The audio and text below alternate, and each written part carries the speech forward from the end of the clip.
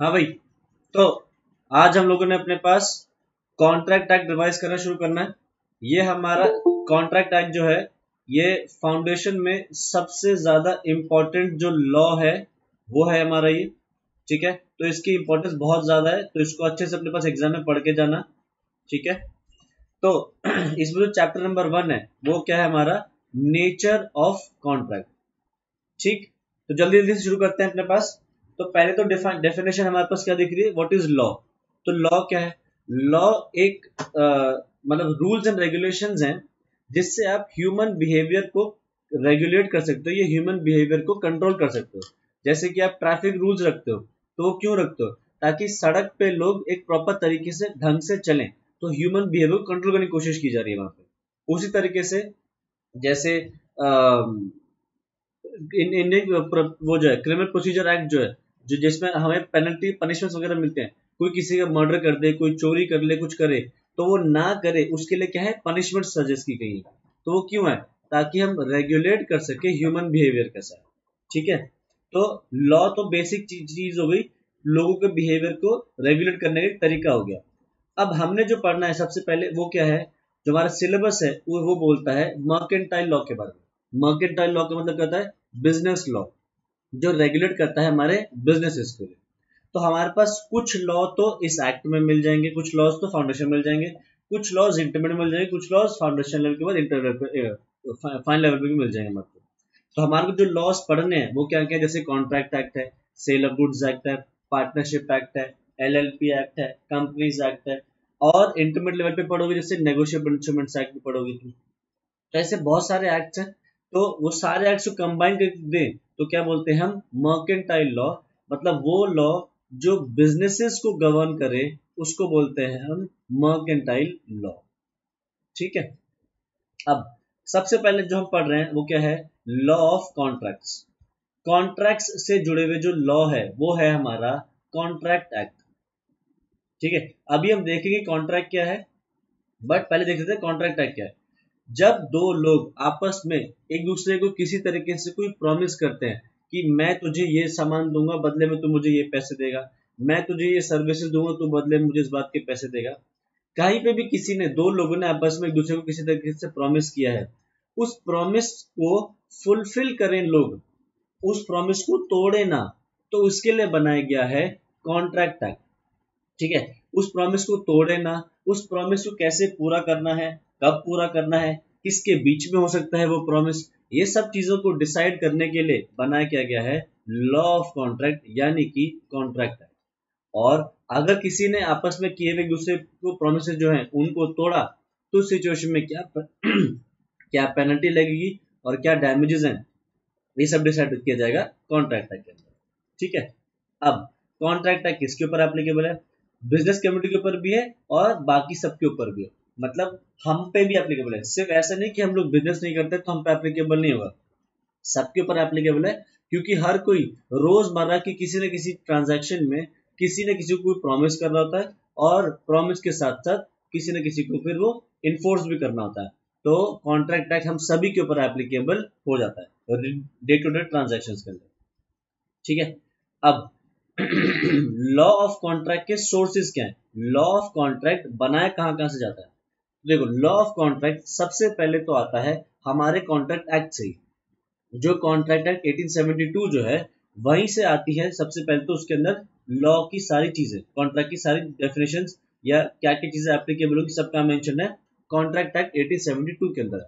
ठीक है, तो कॉन्ट्रैक्ट 1872 के अंदर मिलेगा क्या क्या, उसके अंदर मिलेगा कि भैया कॉन्ट्रैक्ट के अंदर जो बेसिक इसेंशियल एलिमेंट्स क्या क्या होने चाहिए वो मिल जाएंगी, क्या ऑफर होता है, क्या एक्सेप्टेंस होती है वो बात डिफाइन हो जाती है, फिर कंसिडरेशन क्या होती है, क्या क्या वैलिड कंसिडरेशन होती है, क्या क्या नो कंसिडरेशन होती है, किस तरीके से कॉन्ट्रैक्ट नो कंसिडरेशन में भी चलता है वो चीज उसके अंदर बताई जाती है, कौन कौन लोग capable enter into contract, free consent का कॉन्सेप्ट उसके अंदर एक्सप्लेन किया गया है, वॉइड एग्रीमेंट्स क्या होते हैं वो उसके अंदर बताया गया है, कॉन्ट्रैक्ट को तोड़ोगे तो क्या है, फिर कंटीजेंट कॉन्ट्रैक्ट, क्वाजी कॉन्ट्रैक्ट क्या है, सारी की सारी चीजें कहाँ मेंशन है हमारे पास कॉन्ट्रैक्ट एक्ट के अंदर मेंशन है। कॉन्ट्रैक्ट तोड़ोगे तो उसके अंदर क्या पेनल्टीज है, क्या रेमेडीज मिलती है, सब कुछ उसके अंदर मिल जाएगा। ठीक, तो कॉन्ट्रैक्ट एक्ट की तो ये सोच लो कि कॉन्ट्रैक्ट अंदर क्या है वो डिस्कस हो गया। कॉन्ट्रैक्ट एक्ट के अलावा भी और भी जगहों से कॉन्ट्रैक्ट के बारे में चीजें पता चल जाती है। लॉ ऑफ कॉन्ट्रैक्ट कहाँ से? जुडिशियल डिसीजन होते हैं, कोर्ट के जो दिए गए डिसीजन हैं उनको भी हम कॉन्ट्रैक्ट का पार्ट मान लेते हैं, कॉन्ट्रैक्ट एक्ट का। क्योंकि देखो कॉन्ट्रैक्ट एक्ट जब बनाया गया था तब हर एक एस्पेक्ट को सोच के बनाया गया था, बट कुछ कुछ ऐसी चीजें हो जाती हैं जो बिल्कुल ही अनोखी होती नहीं होती, किसी ने सोची भी नहीं होती, वहां तक ह्यूमन सोच पहुंची भी नहीं होती।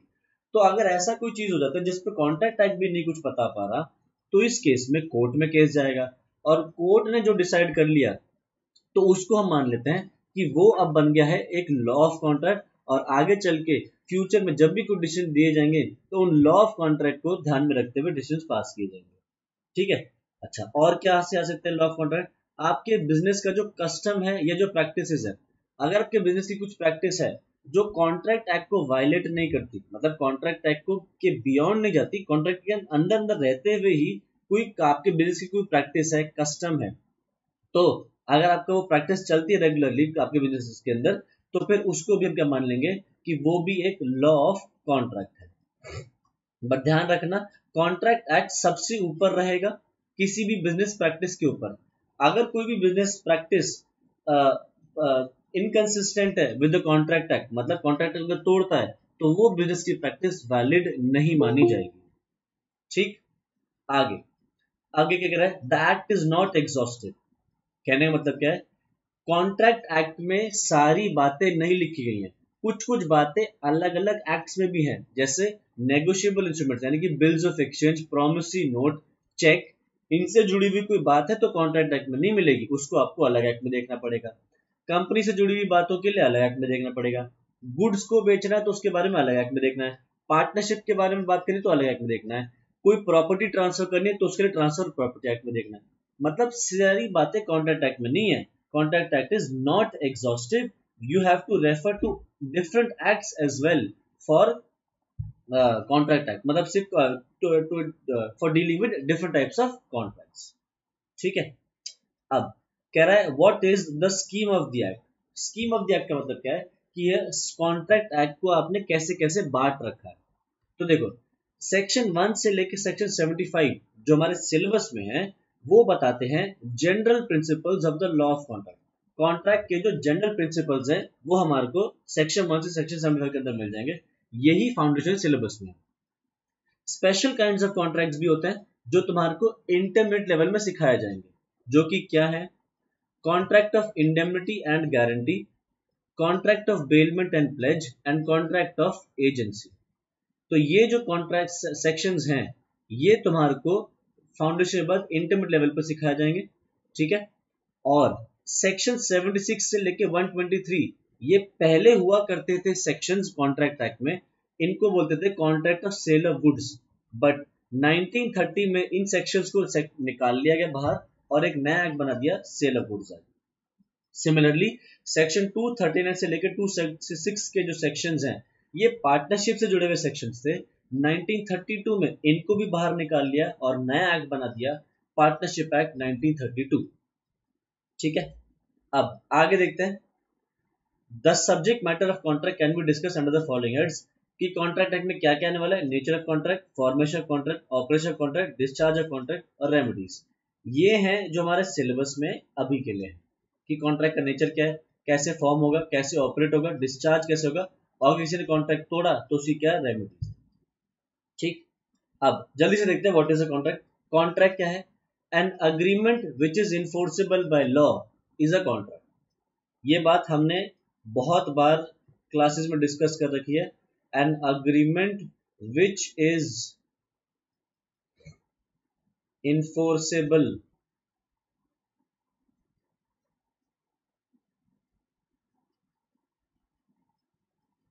By law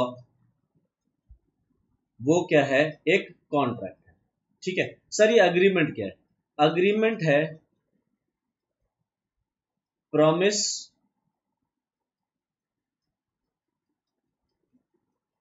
plus consideration. Consideration. अच्छा सर, ये प्रॉमिस क्या है? प्रॉमिस है ऑफर प्लस एक्सेप्टेंस। एक आदमी दूसरे आदमी को ऑफर करता है, कहता है will you bye my car for 5 lakh. तो वो जो will you bye my car for 5 lakh कह रहा है वो क्या है, एक ऑफर है। दूसरा बंदा क्या कह रहा है, yes I will by your car. तो क्या कर रहा है, उसकी ऑफर को एक्सेप्ट कर रहा है। तो एक ऑफर जब एक्सेप्ट हो जाए तो क्या बन जाता है, प्रॉमिस बन जाता है। ठीक है। अब सामने वाले ने क्या किया था, ऑफर करी थी अपनी कार, कितने में, 5 लाख रुपए में। तो एक बंदा कार दे रहा है, दूसरा बंदा उसको क्या दे रहा है, 5 लाख रुपए। तो जो एक कार दे रहा है दूसरे के लिए पैसा आ रहा है, उसको क्या बोलते हैं हम, कंसिडरेशन। कंसिडरेशन मतलब क्या होता है, समथिंग इन रिटर्न।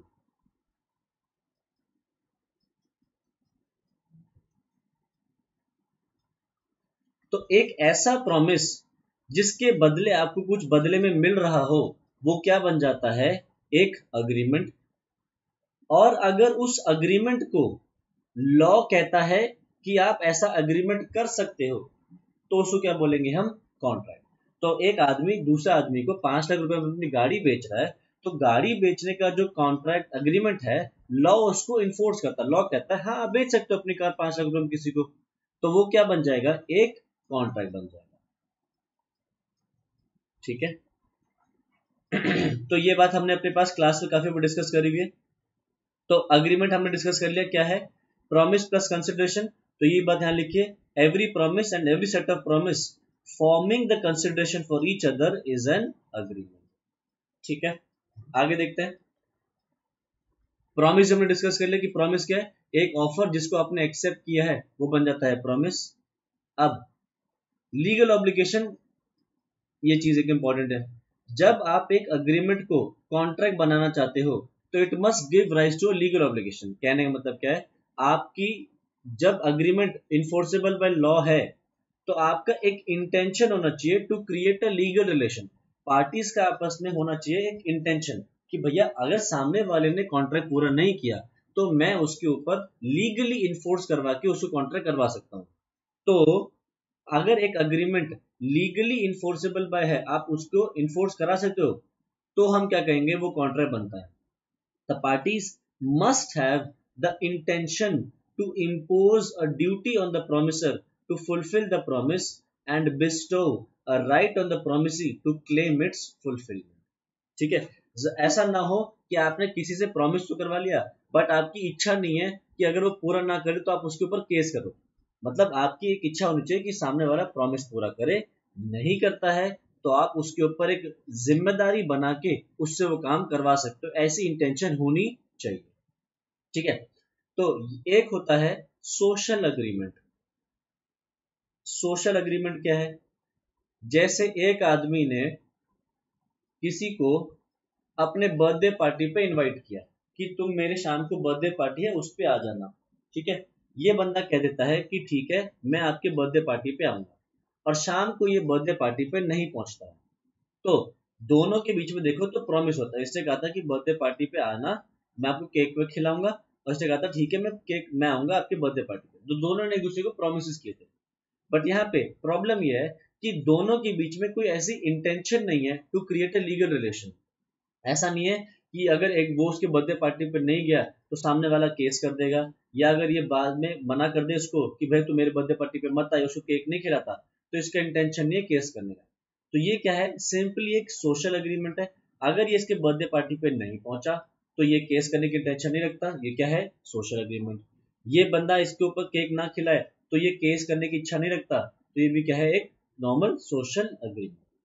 ठीक है, इंटेंशन नहीं है to create a legal relation. आगे देखते हैं। नेक्स्ट से कह रहा है all contracts are agreements but all agreements are not contracts. देखो, दो लोग हैं और ये इससे कह रहा है कि क्या तू सी को जाके थप्पड़ मारेगा। ये से कह रहा है अगर तू जाके इसको थप्पड़ मारेगा तो मैं तुझे 50 रुपए दूंगा। ठीक है। इसने कह दिया ठीक है मैं जाके थप्पड़ मार दूंगा। इनके बीच में क्या हो गया, एक अग्रीमेंट हो गया। ठीक है। बट अग्रीमेंट किस चीज का हुआ है, किसी को थप्पड़ मारने का, जाके ए बी जाके सी को थप्पड़ मारेगा। तो जो ये अग्रीमेंट है लॉ इसको इन्फोर्स नहीं करता। लॉ कहता है ये गलत है, आप ऐसा नहीं कर सकते, किसी को जाके थप्पड़ नहीं मार सकते। तो ये अग्रीमेंट कभी भी कॉन्ट्रैक्ट नहीं बन सकता। क्यों नहीं बन सकता? क्योंकि इन्फोर्सेबल बाय लॉ नहीं है। वहीं अगर देखो तो ए बी से कहता है कि क्या तुम मेरी गाड़ी खरीदोगे 5 लाख रुपए में? बी कह देता है यस आई विल। तो इनके बीच में यहाँ पे भी एक अग्रीमेंट है कि ए बी से कह रहा है कि हाँ मैं तेरी गाड़ी खरीदूंगा, तो मैं अपनी गाड़ी बेचूंगा 5 लाख में। बी कह देता है मैं खरीदूंगा। लॉ इसको इन्फोर्स कराता है तो क्या बन जाता है? एक कॉन्ट्रैक्ट। तो देखो, एक अग्रीमेंट कॉन्ट्रैक्ट नहीं बन रहा, वहीं दूसरा अग्रीमेंट कॉन्ट्रैक्ट बन रहा है। तो क्या हुआ? all agreements are not contracts but all contracts are agreements। ये कॉन्ट्रैक्ट नहीं बन रहा बट ये वाला कॉन्ट्रैक्ट बन रहा है, तो ये वाला अग्रीमेंट कॉन्ट्रैक्ट बन रहा है। तो all agreements are not contracts but all contracts are agreements। ठीक है, तो अग्रीमेंट क्या हुआ? एक वाइडर टर्म हुआ। Agreement is a wider term और कॉन्ट्रैक्ट क्या है? एक नैरोअर टर्म है। एक अग्रीमेंट हो भी सकता है कि इन्फोर्सेबल बाय लॉ हो भी सकता है इन्फोर्सेबल बाय लॉ ना हो, बट एक कॉन्ट्रैक्ट हमेशा इन्फोर्सेबल बाय लॉ होगा। ठीक है, तो ये हो गया हमारा ये वाला पोर्शन, इसको रीड कर लेना अपने पास। Next, what type of legal obligations are dealt by law of contract? कह रहा है कॉन्ट्रैक्ट एक्ट किन को अपने पास कौन से लीगल ऑब्लिगेशंस को डील करता है? तो कॉन्ट्रैक्ट एक्ट उन्हीं लीगल ऑब्लिगेशंस को डील करता है जो अराइज होते हैं आउट ऑफ अग्रीमेंट्स। ठीक है, देखो हमारी legal obligation traffic rules follow करना भी है ना, लीगल ड्यूटी है ट्रैफिक रूल्स फॉलो करना। हमारी लीगल ऑब्लिगेशन ये भी है कि हम किसी के साथ गलत ना करें, किसी की चोरी ना करें, किसी को थप्पड़ ना मारें, किसी का मर्डर ना करें, कुछ भी ऐसा, वो भी हमारी लीगल ऑब्लिगेशन है। बट क्या कॉन्ट्रैक्ट उससे डील करता है? नहीं। कॉन्ट्रैक्ट एक्ट उन्हीं लीगल ऑब्लिगेशंस के साथ डील करता है जो अराइज होती हैं अग्रीमेंट से। अगर आपने एक दूसरे को कोई प्रोमिसेस करे हैं तो उन प्रोमिसेस के लिए कॉन्ट्रैक्ट एक्ट आएगा। बाकी कोई और चीजों की कोई और ऑब्लिगेशन आपकी बनती है तो उसके लिए कॉन्ट्रैक्ट नहीं आता। आप सामान खरीदते हो तो आपको जीएसटी पे करना है सामान के ऊपर, तो क्या कॉन्ट्रैक्ट एक्ट डील करेगा? नहीं, उसके लिए गुड्स एंड सर्विसेज का एक अलग टैक्स है, वो डील करेगा। ठीक है, कॉन्ट्रैक्ट एक्ट सिर्फ अग्रीमेंट से अराइज होते हुए लीगल ऑब्लिगेशंस को डील करेगा अपने पास। अच्छा, आगे देखो क्या कह रहा है। Contract creates right in personam as distinguished from jus in RAM, यानी कि राइट इन रेम। ये जो वर्ड है जस, इसका मतलब होता है राइट। ठीक है, मतलब इस राइट को मैं जस भी लिख सकता हूं। ठीक है, तो क्या कहना चाह रहा है सवाल, ये सेंटेंस बोल रहा है कॉन्ट्रैक्ट क्रिएट करता है राइट इन पर्सोनम। राइट इन पर्सोनम मतलब कहता है right against a particular person और persons, but it does not create right in rem. Rem मतलब right against the whole world. Right against the whole world, इसका मतलब समझो। दो लोग हैं, ये इससे कह रहा है कि मैं तुझे अपना मोबाइल दूंगा, ठीक है, 10,000 रुपए में। ये कह देता है okay I will buy it, और मैं पैसे भी दे दूंगा। ठीक है, अब ए और बी के बीच में कॉन्ट्रैक्ट हुआ है। अगर ए कॉन्ट्रैक्ट करने से मना कर देता है तो बी केस कर देगा, बी मना कर देता है तो ए केस कर सकता है। कॉन्ट्रैक्ट में इनके पास अधिकार एक दूसरे के अगेंस्ट ही है, बाकी किसी के अगेंस्ट नहीं है। मान लो कहे ए अपना मोबाइल देने से मना कर रहा है, तो क्या बी किसी और पे केस कर सकता है? मान लो ए की वाइफ पे केस कर सकता है? नहीं कर सकता। क्यों नहीं कर सकता? क्योंकि उसका कॉन्ट्रैक्ट बी के साथ हुआ है, ए की बी के साथ नहीं हुआ। तो ए बी के पास जो अधिकार है वो एक स्पेसिफिक इंडिविजुअल के पास ही है जो कि पार्टी है टू द कॉन्ट्रैक्ट। तो बी के पास है राइट इन पर्सोनम, या अगर बी खरीदने से मना कर देता है तो ए बी पे ही केस कर पाएगा, किसी और पे केस नहीं कर पाएगा। तो ए के पास भी क्या है? राइट इन पर्सोना मतलब right against a particular person और persons who are party to the contract. ठीक है। अच्छा, बी अगर ये फोन खरीद लेता है, ए दे देता है, बी उसको पैसे दे देता है। अब बी के पास मोबाइल आ गया। अब बी इस मोबाइल फोन को पूरी दुनिया से बचा सकता है, कोई किसी को भी इस्तेमाल करने से रोक सकता है, क्योंकि अब किसका हो गया, इसका हो गया। तो उसके पास जो आया वो आया राइट इन पर्सोनम, या फिर सॉरी राइट इन रेम, पर्सोनम बोल दिया, राइट इन रेम या फिर जस इन रेम, यानी कि इसके पास अधिकार आ गया अगेंस्ट द होल वर्ल्ड। तो कॉन्ट्रैक्ट आपको राइट इन पर्सोनम देगा, राइट इन रैम नहीं देगा। जब आप खरीद लोगे उसके बाद राइट इन रैम आएगा, बट जब तक कॉन्ट्रैक्ट पूरा नहीं हो, जब तक चल रहा है, तब तक आपको राइट इन पर्सोना मिलेगा, right against a particular person ही मिलेगा, not against the whole world. ठीक है, ये बात वहां पे कहना चाह रहा है। आगे नेक्स्ट आ गया, what are the essential elements of a valid contract. एक वैलिड कॉन्ट्रैक्ट की क्या क्या इसेंशियल एलिमेंट्स होने चाहिए। तो देखो, सबसे पहले तो क्या होना चाहिए, मैं डिस्कस कर देता हूं जल्दी से।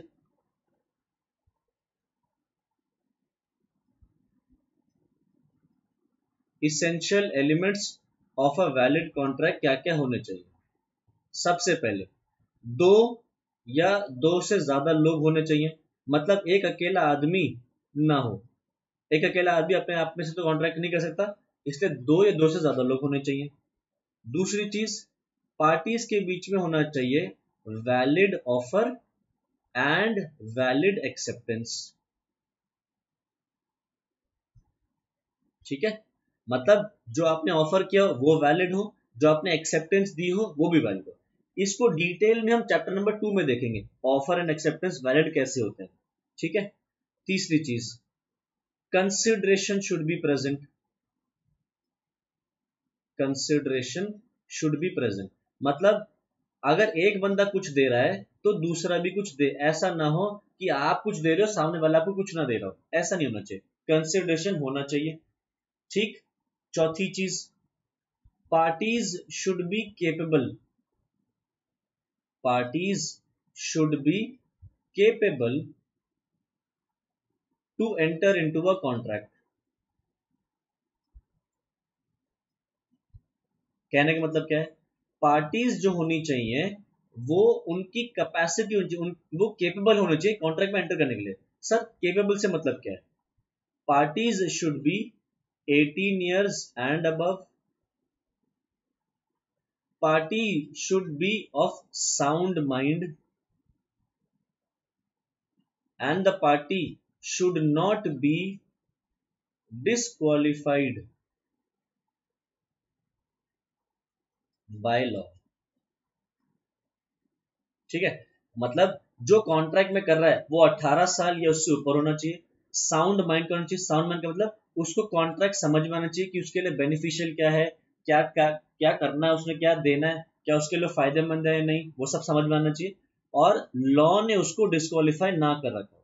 हम chapter number 4 capacity of parties में डिटेल में देखेंगे कि कौन कौन लोग डिस्क्वालीफाइड बाय लॉ होते हैं। ठीक है, तो अगर आप ऐसा हो तो आपका कॉन्ट्रैक्ट ऐसे, तो ये एसेंशियल एलिमेंट है। Next, there should be free consent, there should be free consent among the parties। मतलब जो कॉन्ट्रैक्ट में पार्टीज हैं उनके बीच में फ्री कंसेंट होनी चाहिए। फ्री कंसेंट से मतलब यह है कि भैया पार्टीज अपनी इच्छा से कॉन्ट्रैक्ट करें, ऐसा ना हो जोर जबरदस्ती से, फ्रॉड से, या इनके साथ आपने इनको कुछ गलत बता के इनसे कॉन्ट्रैक्ट करवा लिया, मिस्टेक से इन्होंने कॉन्ट्रैक्ट कर दिया, ऐसा नहीं होना चाहिए। उनकी पूरे होशो हवास में और पूरी इच्छा से उन्होंने कॉन्ट्रैक्ट करना चाहिए, और उनके बीच में कोई एब्सेंस ऑफ कंसेंट या फ्री कंसेंट की एब्सेंस ना हो।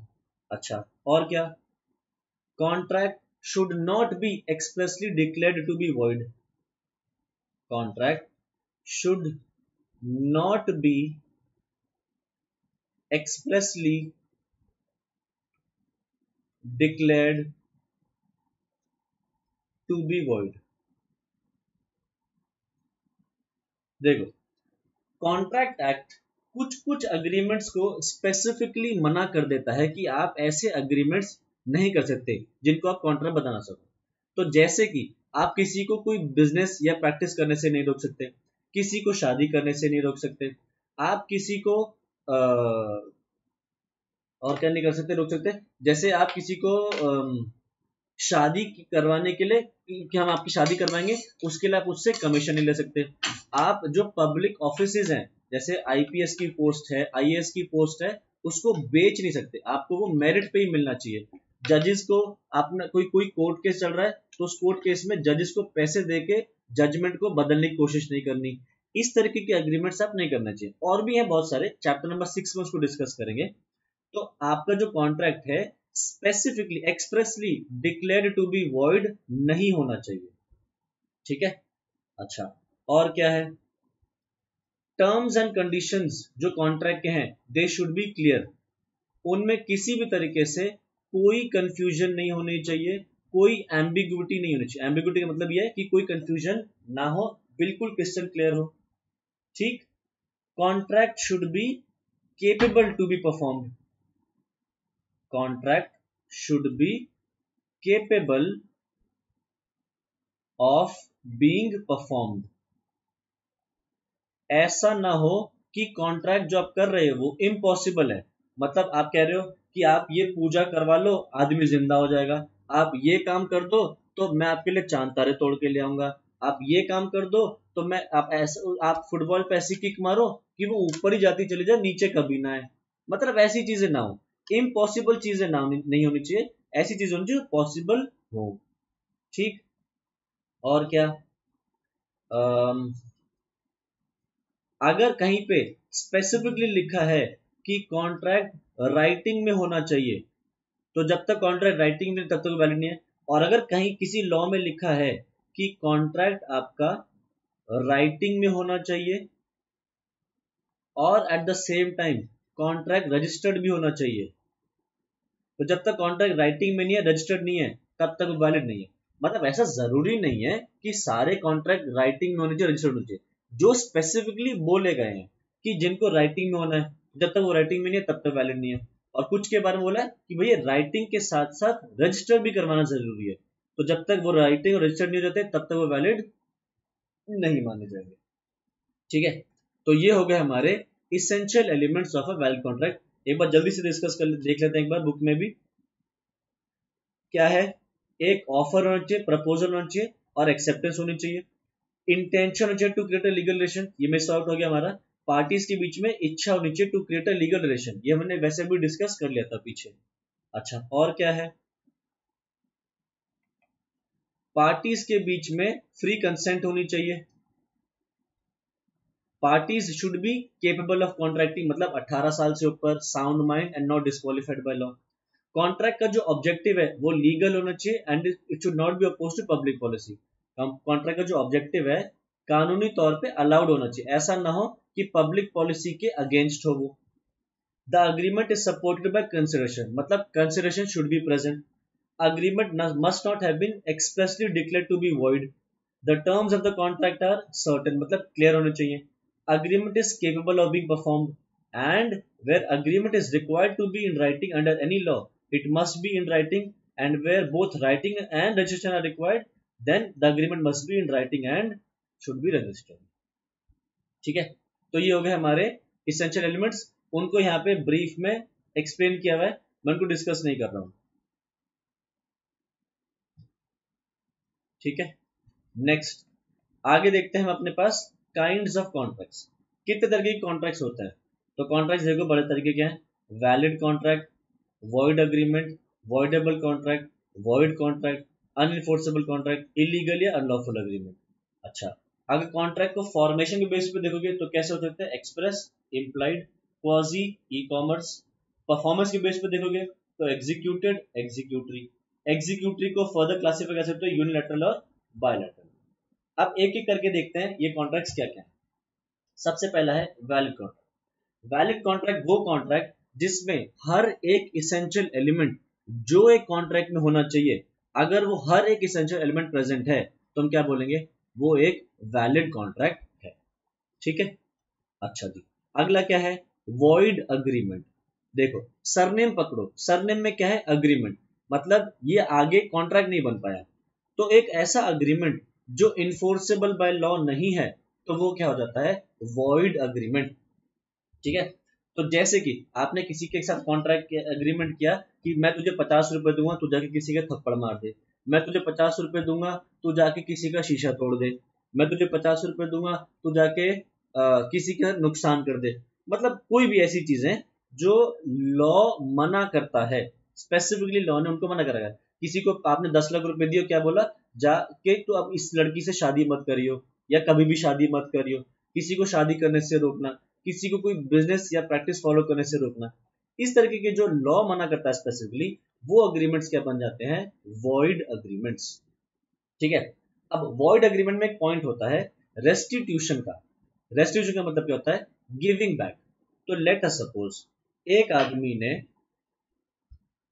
दूसरे आदमी को दिए 50 रुपए, क्यों, थप्पड़ मारने के लिए, किसको, सी को थप्पड़ मारने के लिए। ठीक है, अब ए ने इसको 50 रुपए दिए, बी ने क्या बोला, पहले 50 रुपए दे, पता चला मैं थप्पड़ मार दे, तूने दिए नहीं, बी ने इसको 50 रुपए दे दिए, सॉरी ए ने इसको 50 रुपए दे दिए। अब बी जब सी को थप्पड़ मारने गया, तो बी को क्या पता चलता है, अरे सी तो मेरा दोस्त ही है, मैं अपने दोस्त को क्यों थप्पड़ मारूं। तो बी ने देखा, यार मुझे तो लग रहा था सी कोई और बंदा है, ये तो उसी का दोस्त निकला। तो ए बी ने ए से क्या कह दिया, मैं नहीं मारूंगा तो थप्पड़, ये मेरा दोस्त ही है। ए कहता है चल ठीक है मत मार, तू मेरे 50 रुपए वापस दे दे। बी कहता नहीं दूंगा। तेरी हिम्मत कैसे हुई मेरे दोस्त को थप्पड़ मारने की, है, जा, नहीं देता 50 रुपए। तो यहाँ पे लॉ कहता है कि क्या ए पैसे वापस मांग सकता है बी से, तो लॉ बोलता है ए को ये बात पहले से पता है कि वो जो ये काम कर रहा है वो गलत है, लॉ इसको अलाउ नहीं करता, it is a void agreement. तो इस सिचुएशन में फिर बी ने जो ये 50 रुपए रख लिए हैं, ए बी से ये 50 रुपए वापस नहीं ले सकता। ठीक है, तो ये हो गया रेस्टिट्यूशन बेनिफिट। एक और पॉइंट होता है इसके अंदर, दूसरा एग्जांपल लेते हैं, ए और बी। बी ने कहा था कि वो ए को बेचेगा अपना घोड़ा, कितने में, 50,000 रुपए में। ठीक है, और ए ने क्या कहा था, मैं तुझे दूंगा 50,000 रुपए। तो ए ने बी को एडवांस दे दिया 20,000 रुपए का, और हुआ ये कि बाद में बी को पता चलता है कि जिस घोड़े को वो बेच रहा था वो घोड़ा पहले से मर चुका है। ठीक है, तो ये क्या हुआ, एक वॉइड अग्रीमेंट हुआ। क्यों हुआ वॉइड अग्रीमेंट, क्योंकि कॉन्ट्रैक्ट होने से पहले ही, अग्रीमेंट होने से पहले ही घोड़ा मर चुका था, तो ये कॉन्ट्रैक्ट पॉसिबल नहीं था। अभी हमने पढ़ा इसेंशियल एलिमेंट में कि contract should be capable of being perform. मरे हुए घोड़े को कैसे बेच लोगे, मतलब नहीं हो सकता ना परफॉर्म, तो ये क्या हो गया, एक वॉइड अग्रीमेंट हो गया।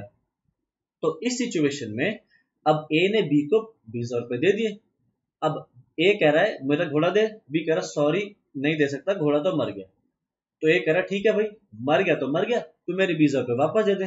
बी मना करता है 20,000 वापस देने से। तो बताओ क्या ए बी से ये घोड़ा वापस ले सकता है,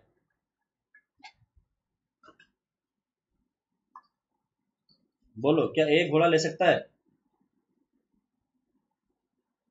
सॉरी क्या ए बी से पैसे वापस ले सकता है।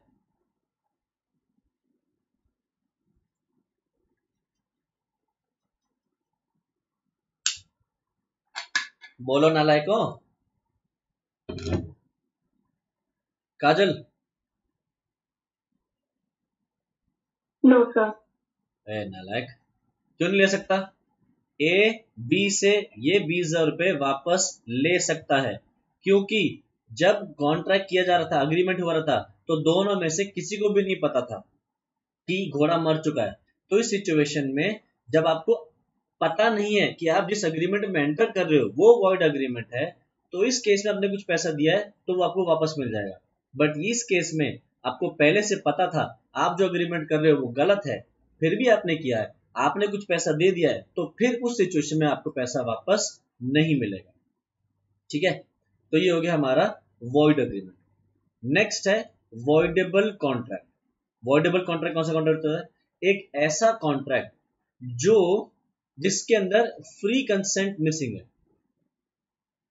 एक ऐसा कॉन्ट्रैक्ट जिसके अंदर फ्री कंसेंट मिसिंग है, मतलब आपने सामने वाली पार्टी की फ्री विल से, पूरी फ्री इच्छा से कॉन्ट्रैक्ट नहीं करवाया। आपने उसके अंदर तो जोर जबरदस्ती करी, आपने उसके ऊपर अनड्यू इन्फ्लुएंस लगाया, फ्रॉड किया उसके साथ, मिस रिप्रेजेंटेशन किया, या फिर आपने उसके साथ उससे गलती से कॉन्ट्रैक्ट करवा लिया। तो इस सिचुएशन में क्या कहेंगे, ये कॉन्ट्रैक्ट हो जाता है वॉइडेबल कॉन्ट्रैक्ट। जैसे कि एक आदमी ने कान पे बंदूक रख के तुमसे तुम्हारा मोबाइल छीन लिया और क्या कह दिया, ये मुझे बेच दे 10 रुपए में, 50 रुपए में। तो तुमने कान पे बंदूक रख दी, उसने तो डर के मारे कॉन्ट्रैक्ट तो कर लिया, बट तुम्हारे पास लॉ क्या कहता है, अभी तो तुमने डर के कर लिया, चलो तुम्हारी गलती नहीं है, बट बाद में तुम आगे चल के इस कॉन्ट्रैक्ट को कैंसिल कर सकते हो। तो ये क्या होता है, वॉइडेबल कॉन्ट्रैक्ट। इसमें अग्रीव्ड पार्टी या जो इंजर्ड पार्टी है उसके पास एक ऑप्शन होता है कि वो कॉन्ट्रैक्ट को कैंसिल कर सकता है, बट दूसरी पार्टी के पास ये ऑप्शन नहीं होता। ठीक है। अच्छा सर, अगर सामने वाली पार्टी ने हमने कॉन्ट्रैक्ट कैंसिल कर दिया तो क्या उसको मोबाइल वापस देना पड़ेगा? यस, उसको वो मोबाइल वापस देना पड़ेगा। सर, उसने जो हमें 50 रुपए दिए थे मोबाइल के, क्या हमें वापस करने पड़ेंगे? यस, वो जो तुमने 50 रुपए उससे लिए थे वो तुम्हें 50 रुपए वापस करने पड़ेंगे और वो तुम्हें फोन वापस करेगा। सर, हमें कोई नुकसान हुआ तो उसने बंदूक रख दी, मान लो चला दी, उसने मार दिया, हमें पट्टी वट्टी करानी पड़ गई, तो क्या हमें उसके भरपाई मिलेगी? यस। अगर तुम्हें किसी भी तरीके से कोई भी डैमेज हुआ है तो उस डैमेज का वो कॉम्पेंसेशन करेगा। ठीक है। सर, व्हाट इफ, मान लो उसने हमारे को हमसे मोबाइल तो खरीद लिया और तुरंत जाके किसी और को बेच दिया, तब क्या करें? तो देखो, लॉ ये कहता है तुम्हारे पास ऑप्शन होता है, मतलब अग्रीड पार्टी या इंजर्ड पार्टी के पास ऑप्शन है कि वो कैंसिल कर सकता है। उसको कैंसिल कर देना चाहिए contract with in a reasonable time. ठीक है। कॉन्ट्रैक्ट जो वॉइडेबल कॉन्ट्रैक्ट है उसको आपको कैंसिल करना है with in a reasonable time,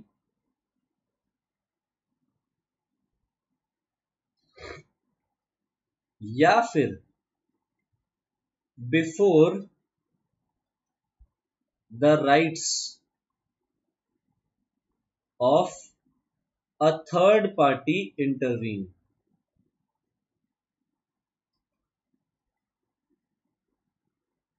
कहने मतलब क्या है, मान लो इस बंदे ने बंदूक दिखा के तुमसे तुम्हारा फोन ले लिया, ठीक है, और तुमने 10 दिन तक कॉन्ट्रैक्ट कैंसिल नहीं किया, तुम डरे हुए बैठे हो ये मेरे किसी ने फोन ले लिया, फिर 10 दिन बाद तुम कॉन्ट्रैक्ट कैंसिल करते हो, तो एक रीजनेबल टाइम के तुम कॉन्ट्रैक्ट कैंसिल कर रहे हो, कोई बात नहीं।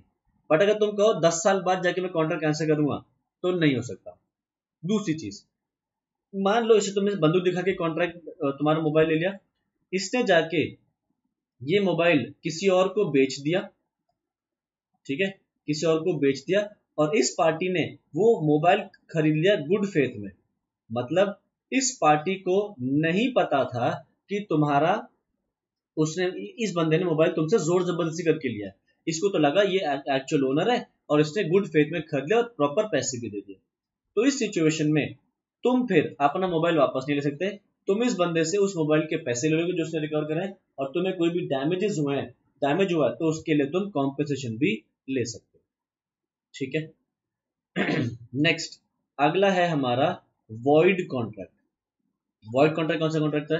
एक ऐसा कॉन्ट्रैक्ट जो पहले तो पॉसिबल था बट बाद में किसी वजह से इम्पॉसिबल हो गया परफॉर्म करना।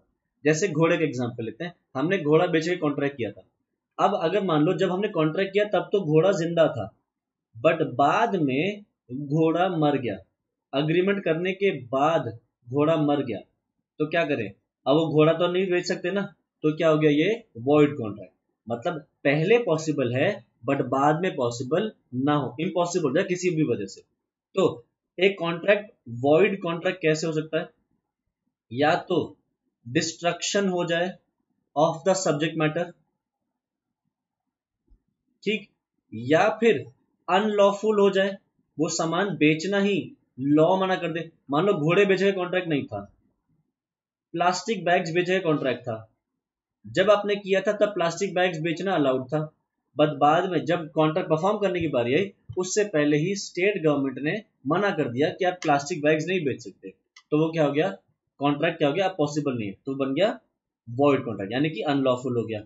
या फिर आप अगर एक वॉइडेबल कॉन्ट्रैक्ट को कैंसल करते हो तो वो क्या बन जाता है, वॉइड कॉन्ट्रैक्ट। या फिर अगर पार्टी रिफ्यूज कर दे, पार्टी रिफ्यूज कर दे तो वो क्या हो जाएगा, वॉइड कॉन्ट्रैक्ट। पहले तो पॉसिबल था बट बाद में पार्टी मुकर गई, मैं नहीं करूंगी कॉन्ट्रैक्ट पूरा, तो वो क्या हो जाएगा, वॉइड कॉन्ट्रैक्ट। ठीक, आगे देखते हैं। नेक्स्ट है अनइंफोर्सेबल कॉन्ट्रैक्ट। अनइंफोर्सेबल कॉन्ट्रैक्ट कौन सा, एक ऐसा कॉन्ट्रैक्ट जिसमें किसी तरह का कोई टेक्निकल डिफेक्ट है, जैसे कि उस पर डेट मेंशन करनी थी, डेट मेंशन नहीं करी, साइन करना था, साइन नहीं करा, उस पर आपने स्टैंप लगानी थी, स्टैंप नहीं लगाई, तो ऐसा कुछ है, तो वो क्या हो गया, अनइंफोर्सेबल कॉन्ट्रैक्ट। आपने क्या करना है, वो उसके अंदर जो डिफेक्ट है, अगर आप उस डिफेक्ट को रिमूव कर दो तो वो अनइंफोर्सेबल कॉन्ट्रैक्ट अपने आप पे इन्फोर्सेबल कॉन्ट्रैक्ट बन जाएगा।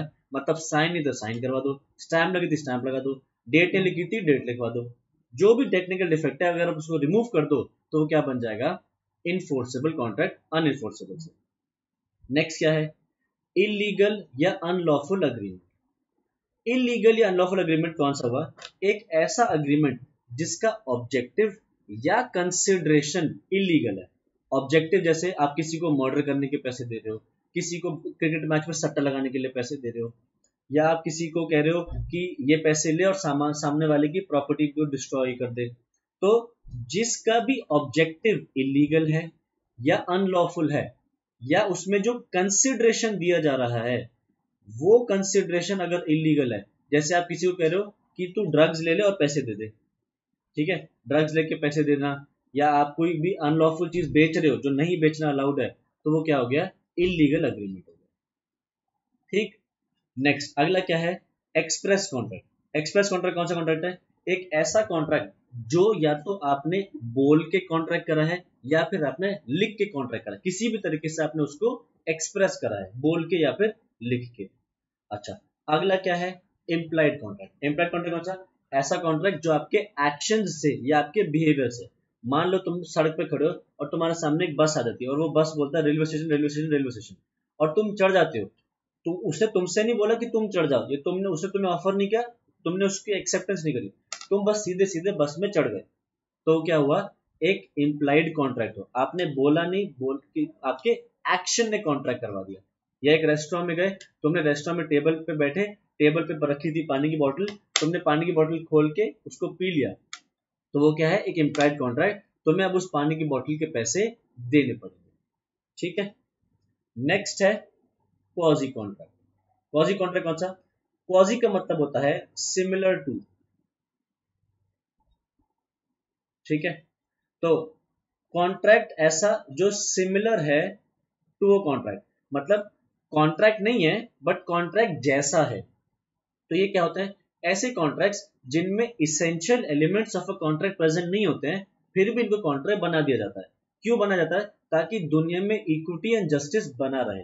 जैसे तुम सड़क पर चलते हुए जा रहे हो और तुम्हारी जेब से तुम्हारा मोबाइल गिर जाए, ठीक है, और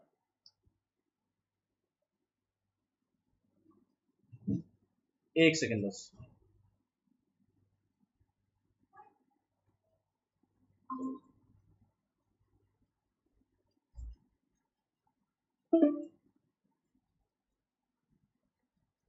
हाँ, मैं क्या कह रहा था, लेट अस सपोज तुम सड़क पे चल रहे हो और चलते चलते जा रहे हो, तुम्हारी जेब से तुम्हारा मोबाइल गिर गया, ठीक है, तो और वो किसी और को पड़ा हुआ मिल गया, तो वो बंदा तुम्हारे को वो मोबाइल वापस नहीं करेगा। क्यों, क्या कहेगा, जिसको पड़ा हुआ मिल गया अब तो उसका हो गया।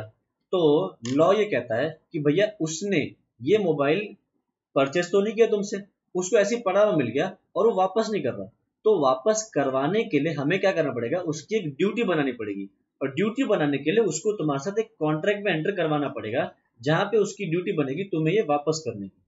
तो क्वाजी कॉन्ट्रैक्ट बनाए जाते हैं ताकि दुनिया में इक्विटी एंड जस्टिस बरकरार रहे, सामने वाला किसी दूसरे को नुकसान पहुंचा के अपना फायदा ना करवा ले, तो इसलिए कॉन्ट्रैक्ट करवाया जाता है। तो ये क्या हो गया हमारा quasi contract. Next, e commerce contract. E commerce contract कौन से? वो कॉन्ट्रैक्ट्स जो आप अपने बटन के क्लिक से, माउस के क्लिक से आप उनको करते हो। जैसे तुम्हारे हाथ में मोबाइल है, मोबाइल से तुमने फ्लिपकार्ट से कोई सामान मंगा लिया, अमेजोन से मंगवा लिया, लैपटॉप खोला वहां से मंगवा लिया, टैबलेट से मंगवा लिया, मोबाइल के क्लिक से मंगवा लिया। तो ये सारे क्या है? ई कॉमर्स कॉन्ट्रैक्ट, जो आप किसी वेबसाइट पे जाके या किसी ऐप पे जाके कोई सामान खरीदते हो, तो वो सारे क्या हो गए? E commerce contracts. ठीक। नेक्स्ट अगला क्या है? Executive contract. एग्जीक्यूटिव कॉन्ट्रैक्ट कौन से? ऐसे कॉन्ट्रैक्ट्स जिसमें दोनों पार्टियों ने अपना अपना रिस्पेक्टिव प्रॉमिस पूरा कर दिया। ठीक है।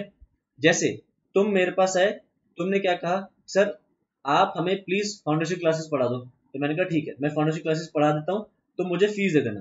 तो मैंने तुम्हें पढ़ा दिया, तुमने मुझे फीस दे दी, सिलेबस कंप्लीट हो गया, टेस्ट कंप्लीट हो गया, तुमने पेपर भी दे दिया। तो ये क्या हो गया? एग्जीक्यूटिव कॉन्ट्रैक्ट, जहां पे दोनों पार्टीज अपना परफॉर्मेंस पूरा कर चुकी है। अगला होता है एग्जीक्यूटरी कॉन्ट्रैक्ट। एग्जीक्यूटरी कॉन्ट्रैक्ट कौन सा? जिसमें पार्टीज ने अभी तक अपना कॉन्ट्रैक्ट परफॉर्म नहीं करा है, या तो दोनों ने ही परफॉर्म नहीं करा है या फिर किसी एक ने परफॉर्म नहीं करा है। ठीक है। तो एग्जीक्यूटरी दो तरीके के होते हैं, एक तो होता है यूनिलैटरल, एक होता है बायलैटरल। यूनिलैटरल का मतलब क्या है? जिसमें एक पार्टी अपना परफॉर्मेंस पूरा कर चुकी है, बट दूसरी पार्टी ने अभी तक अपना प्रॉमिस पूरा नहीं करा है, वो हो गया यूनिलैटरल। जैसे तुमने बुक माई शो ऐप खोल के अपने लिए मूवी की टिकट बुक कर ली, और मूवी है 2 दिन बाद की, तो तुमने अपना प्रॉमिस पूरा कर दिया। अभी 2 दिन बाद मूवी देखोगे, तो थिएटर को अपना जो पीवीआर है, जहां पे भी तुम जा रहे हो, उन्होंने अभी तक अपना प्रॉमिस पूरा नहीं किया, तो वो क्या हो गया? Unilateral contract. और एक हो गया बायलैटरल कॉन्ट्रैक्ट, जिसमें दोनों पार्टीज ने अपना परफॉर्मेंस पूरा नहीं करा। तुमने बोला किसी से कि मुझे 10 किलो चावल चाहिए 15 दिन बाद, तो 15 दिन बाद वो तुम्हें देगा, और 15 दिन बाद ही तुम पेमेंट भी करोगे। तो अभी तक दोनों में से किसी ने अपना कॉन्ट्रैक्ट पूरा नहीं किया, तो ये क्या हो गया? बायलैटरल कॉन्ट्रैक्ट, जहां पे both parties have not fulfilled their promise. ठीक है। तो वैलिड कॉन्ट्रैक्ट हमारा हो गया डिस्कस, वॉइड एग्रीमेंट में डिस्कस कर लिया है, वॉइडेबल कॉन्ट्रैक्ट में डिस्कस कर लिया है, वॉइड कॉन्ट्रैक्ट हो गया है। इनके बीच में डिफरेंसेस पढ़ लेना कि वॉइड एग्रीमेंट वॉइड कॉन्ट्रैक्ट में क्या डिफरेंस है, हमने डिस्कस किए हुए हैं वैसे। और वॉइड एग्रीमेंट वॉइड कॉन्ट्रैक्ट में क्या डिफरेंसेस हैं, एग्जाम में पूछ सकते हैं ये डिफरेंसेस, तो तुम्हें ध्यान से पढ़ने पड़ेंगे। आगे वॉइड कॉन्ट्रैक्ट और वॉइडेबल कॉन्ट्रैक्ट में जो डिफरेंस है, अनइनफोर्सेबल हम डिस्कस कर लिया है, इलीगल एग्रीमेंट हम डिस्कस कर लिया है। अच्छा, वॉइड एग्रीमेंट और इलीगल एग्रीमेंट्स के बीच में थोड़ा सा डिफरेंस देख लेते हैं। देखो, वॉइड एग्रीमेंट एक ऐसा एग्रीमेंट है जिसका जरूरी नहीं है कि आप वो एग्रीमेंट करो तो आपको जेल जाना पड़े। मतलब वॉइड एग्रीमेंट क्या होता है, वो एक बड़ा टर्म है। वॉइड इलीगल भी हो सकता है और एक नॉर्मल वॉइड भी हो सकता है। जैसे अगर आप एक छोटे बच्चे के साथ कॉन्ट्रैक्ट कर लेते हो कि तुम उसको पैसे दोगे, वो तुम्हें मोबाइल फोन बेच देगा, तो छोटे बच्चे के साथ आपने कॉन्ट्रैक्ट किया है, एग्रीमेंट किया है, तो वो वॉइड है, बट उसके लिए आप जेल नहीं जाओगे। बट इलीगल एग्रीमेंट में ऐसा होता है, आप उसमें जेल भी जा सकते हो। जैसे आपने ड्रग्स बेचे, कि तुम ड्रग्स बेच रहे हो और सामने वाला पैसे दे रहा है तुम्हें, तो वो क्या है? इलीगल है। उस केस में तुम जेल भी जा सकते हो। तो सारे वॉइड एग्रीमेंट्स इलीगल होते हैं, मतलब इलीगल नहीं होते, बट हर एक इलीगल एग्रीमेंट वॉइड जरूर होता है। ठीक है। तो वॉइड एग्रीमेंट बड़ा है, आप उसको इलीगल भी बना सकते हो सकता है वो इलीगल ना भी हो, बट हर एक इलीगल एग्रीमेंट वॉइड जरूर होता है। ठीक है। अच्छा, आपने बच्चे के साथ कॉन्ट्रैक्ट किया कि तुम बच्चे को पैसे दोगे, बच्चा तुम्हें मोबाइल देगा। अब तुमने जो बच्चे के साथ कॉन्ट्रैक्ट किया, उसमें तुम्हें पैसे देने, ठीक है, ये हो तुम और ये है माइनर। तो तुमने क्या एग्रीमेंट किया? तुम बच्चे को दोगे पैसे और बच्चा तुम्हें देगा मोबाइल, और तुम्हारे पास खुद पैसे नहीं है, तुमने खुद वो पैसे अपने दोस्त से उधार पे लिए हैं, तुम्हारे फ्रेंड ने तुम्हें लोन पे दिया है। तो हुआ ये कि तुमने जो बच्चे से अग्रीमेंट किया, ये अग्रीमेंट क्या हो गया? वॉइड हो गया। बट तुम्हारे और तुम्हारे फ्रेंड के बीच में जो लोन है, ये वैलिड रहेगा। मतलब तुम्हें अपने दोस्त को वो पैसे वापस करने पड़ेंगे। तुमने बच्चे को पैसे दे दिए, बच्चे ने मोबाइल नहीं दिया, तो तुम तो कुछ नहीं कर पाओगे, बच्चे से पैसे नहीं ले पाओगे, बट तुमने जो अपने दोस्त से लोन लिया है वो वैलिड रहेगा। यानी कि जो कोलैटरल ट्रांजैक्शन है वो वैलिड रहती है किसमें, एक वॉइड एग्रीमेंट। बट अगर यही चीज होती कि तुम किसी को, एक किसी स्ट्रेंजर को, या तुम किसी स्ट्रेंजर से ड्रग्स खरीद रहे हो, एक स्ट्रेंजर तुम्हें दे रहा है ड्रग्स, तुम बदले में दे रहे हो कैश, और तुमने वो कैश अपने दोस्त से लिया है, तो इस सिचुएशन में ये जो ट्रांजैक्शन है तुम्हारे और स्ट्रेंजर के बीच में, ये क्या है, इलीगल है एंड वॉइड भी है। बट जो तुम्हारे और तुम्हारे दोस्त के बीच में जो लोन का एग्रीमेंट है, ये भी क्या हो जाएगा, इलीगल हो जाएगा। ठीक है, मतलब जो कोलैटरल ट्रांजैक्शन है इलीगल एग्रीमेंट में, वो भी इलीगल हो जाती है। बट जो सिर्फ वॉइड है, इलीगल नहीं है, उसमें जो कोलैटरल ट्रांजैक्शन है वो वैलिड रहती है। ठीक है, अच्छा, क्या रेस्टिट्यूशन ऑफ बेनिफिट होता है? रेस्टिट्यूशन बेनिफिट मतलब क्या, गिविंग बैक। अगर सिर्फ एक वॉइड एग्रीमेंट है जो इलीगल नहीं है, तो इसमें रेस्टिट्यूशन में बी पॉसिबल। हमने डिस्कस किया था अभी कि अगर आपने मान लो घोड़े का एडवांस दे दिया था और घोड़ा मर चुका था कॉन्ट्रैक्ट से पहले ही, तो हो भी सकता है पैसा उस केस में आपको वापस मिल जाए।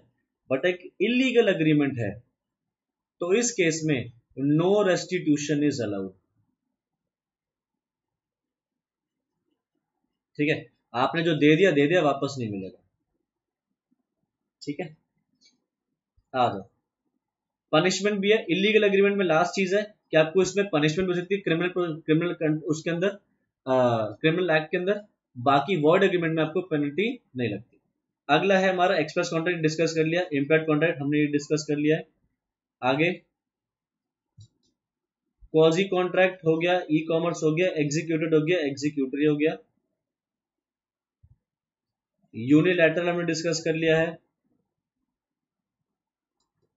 बायलैटरल भी हमने डिस्कस कर लिया है। बाकी फॉर्मल एंड सिंपल कॉन्ट्रैक्ट ये डिस्कस करना रहेगा। फॉर्मल कॉन्ट्रैक्ट कौन सा है? फॉर्मल कॉन्ट्रैक्ट देखो, वर्ड किससे बन रहा है, फॉर्म से। तो ऐसे कॉन्ट्रैक्ट्स जो एक्सप्रेस किए जाते हैं एक पर्टिकुलर फॉर्म में, और इनकी वैलिडिटी डिपेंड करती है फॉर्म पे ही। They are in writing and they are generally, उनके ऊपर आप सिग्नेचर करते हो, इनके विटनेस करवाते हो। ठीक है, जैसे समझो तुमने एक इंश्योरेंस पॉलिसी ली, तो इंश्योरेंस पॉलिसी में तुम्हें एक फॉर्म फिल करना पड़ेगा। वो फॉर्म तुम्हें भी फिल करना पड़ेगा, वो मुझे भी करना पड़ेगा, या तुम्हारे किसी और दोस्त को भी करना पड़ेगा। मतलब सभी को सेम फॉर्म फिल करना है, उस पर साइन करना है, उसको स्टैंप करवाना पड़ता है, स्टैंप करवाना पड़ता है, और वो सभी के लिए सेम रहता है, बदलता नहीं है हर किसी के लिए। तो वो क्या होता है, एक फॉर्मल कॉन्ट्रैक्ट। ठीक है, अब फॉर्मल कॉन्ट्रैक्ट को और कैसे डिवाइड कर सकते हैं? Contract of record, contracts under seal. Contract of record क्या है? कॉन्ट्रैक्ट ऑफ रिकॉर्ड है जो किसी कोर्ट का जजमेंट है, या कोर्ट ने जो रिकॉग्निजेंस किया हुआ है। कोर्ट का जजमेंट मतलब अगर कोर्ट ने कोई मैटर पे कोई डिसीजन दे दिया, आपको वो पसंद नहीं है, तब भी आपको वो कोर्ट का जजमेंट मानना पड़ेगा। ऐसे जैसे कि आपके ऊपर एक कॉन्ट्रैक्ट बना दिया गया, तो वो क्या हो गया, एक कोर्ट का जजमेंट, यानी कि कॉन्ट्रैक्ट ऑफ रिकॉर्ड। या फिर रिकॉग्निजेंस। रिकॉग्निजेंस क्या है? रिकॉग्निजेंस है जैसे तुमने सुना होगा कि एक आदमी बेल पे छूट के बाहर आया। तो बेल पे छूट के बाहर आया तो मतलब क्या होता है, एक आदमी खुद तो कॉन्ट्रैक्ट नहीं कर पा, मतलब एक आदमी को जेल में डाल दिया, और अब वो जेल में डालने के बाद अब बाहर तो आ नहीं सकता, तो कोई दूसरा बंदा आता है, वो अपनी गारंटी पे सामने वाले बंदे को बाहर निकालता है। और कोर्ट क्या कहती है, अगर इस बंदे ने ये चीज दोबारा करी तो हम इसको जेल में दोबारा से डाल देंगे, या इसके ऊपर और हैवी पनिशमेंट लेवी करेंगे। तो रिकॉग्निजेंस क्या हो गया, एक कंडीशनल जजमेंट हो गया, यानी कि कॉन्ट्रैक्ट ऑफ रिकॉर्ड, जिसमें एक आदमी से कहा जाता है कि अच्छे से बिहेव करना, नहीं तो मतलब इसमें मनी पेनल्टी लगती है, मतलब बेल के लिए आपको पैसे देने पड़ते हैं। और अगर आप सामने वाला बंदा बाहर आने के बाद जेल से बिहेव नहीं करता अच्छे से, तो उसको दोबारा से जेल में डाल देता है। तो वो क्या होता है, रिकॉग्निजेंस। लास्ट है कॉन्ट्रैक्ट्स अंडर सील। ठीक है, ये क्या है? These are also called as specialty contracts. All the terms of such contracts are reduced to writing, and then the contract is signed, sealed and delivered. Consideration is not essential to support a deed or a contract under seal. मतलब ये ऐसे contracts हैं जिनको आप writing में करते हो, sign करते हो, सील करते हो, डिलीवर कर देते हो। और इसमें जरूरी नहीं है कि सामने वाला पार्टी आपको कंसिडरेशन दे। कोर्ट का जो कभी कभी कोर्ट कह रहा हूँ, जो कॉन्ट्रैक्ट्स होते हैं आप उनके अंदर सिंपली अपना जो टर्म्स एंड कंडीशंस हैं आप उनको सीधे सीधे क्लियर करके डिस्कस करके उसमें लिख देते हो, साइन करके सीधे डिलीवर कर देते हो। और इसके अंदर आपको फिर जरूरी नहीं है अपनी किसी भी तरह से कंसिडरेशन इन्वॉल्व करना। हो भी सकता है कंसिडरेशन हो भी सकता है ना हो, तो कॉन्ट्रैक्ट अंडर सी। लास्ट हमारा सिंपल कॉन्ट्रैक्ट है। सिंपल कॉन्ट्रैक्ट तो वही जो नॉर्मल कॉन्ट्रैक्ट होते हैं। देखो वही चीज, this class includes all contracts not under seal and for their enforcement they require the fulfilment of essential elements. मतलब जो normal day to day contracts होते हैं ना, कि आप जाके जैसे तुम गए मार्केट, बिस्किट का पैकेट खरीद लाए, चिप्स का पैकेट खरीद लाए, या तुमने ऑटो रिक्शा वाले से कहते मुझे यहाँ तक छोड़ दो, वो नॉर्मल जो डे टू डे के कॉन्ट्रैक्ट्स सारे क्या हैं, सिंपल कॉन्ट्रैक्ट्स हैं। ऐसे कॉन्ट्रैक्ट्स जिनके अंदर essential elements of a valid contract होने चाहिए। ये कॉन्ट्रैक्ट या तो आप बोल के कर सकते हो या फिर लिख के भी कर सकते हो। ठीक है, तो यहां से हमारा नेचर ऑफ कॉन्ट्रैक्ट यानी कि कॉन्ट्रैक्ट एक्ट का फर्स्ट चैप्टर भी रिवाइज हो जाता है। ठीक है, तो इसमें किसी को कोई डाउट है, कोई चीज पूछनी हो तो बताओ।